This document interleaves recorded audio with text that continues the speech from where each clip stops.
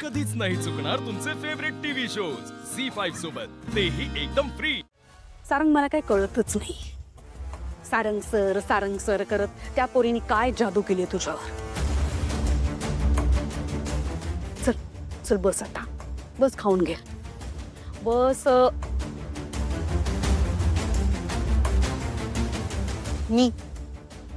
मी सांगितलं अस्मीला ती पीडा गेली आहे ना आपल्या घरातून, तर काहीतरी गोडधोड कर. तिने खूप प्रेमाने तुझ्यासाठी शिरा बनवलाय रे. ती बघ बघ जरा तिच्याकडे, कशी बिचारी तात्काळत उभी आहे तिथे.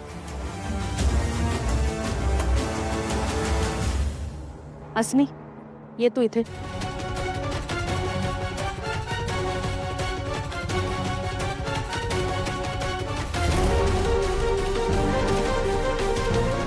वाढ त्याला.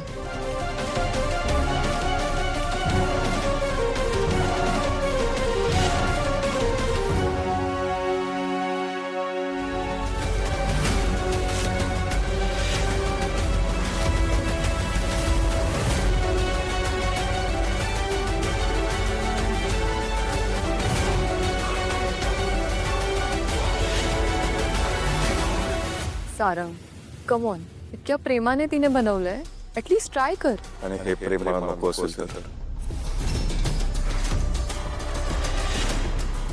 सारंग, एका महिन्याभरापूर्वी तू ह्याच मुलीसाठी वेडा होतास, आठवतंय ना?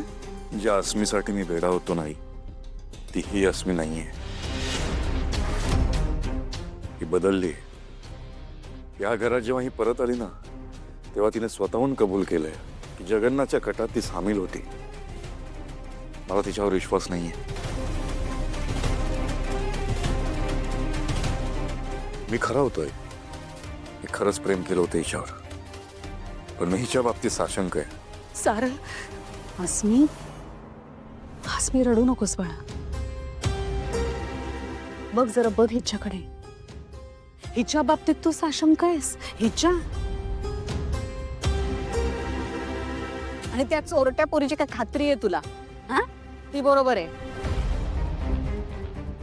सारंग, हे तुझं वागणं तुला दुहेरी नाही का रे वाटत? हिने काय काय सहन केलंय माहितीये ना तुझ्यासाठी? त्या जगन्नाथने हिला किडनॅप केलं होतं. हिला कसं वाटेल तसं वागवलं. तुला माहितीये ना तो काय काय करू शकतो ते? तो चांगला माणूस नाहीये, पण हिने ते सगळं सहन केलं तुझ्यासाठी. हिचं प्रेम आहे तुझ्यावर. इथे सुद्धा आता ती राहतीये ना, ती तुझ्यासाठी झुरतीये म्हणून. आणि तिच्यावर तू विश्वास नाही ठेवत. ती कशी खरी आहे, ती कशी निर्दोष आहे, याचे पुरावे तिच्याकडून तू मागतोयस. तिला प्रेशर देतोयस. हे बरोबर करतोयस असं वाटतंय तुला?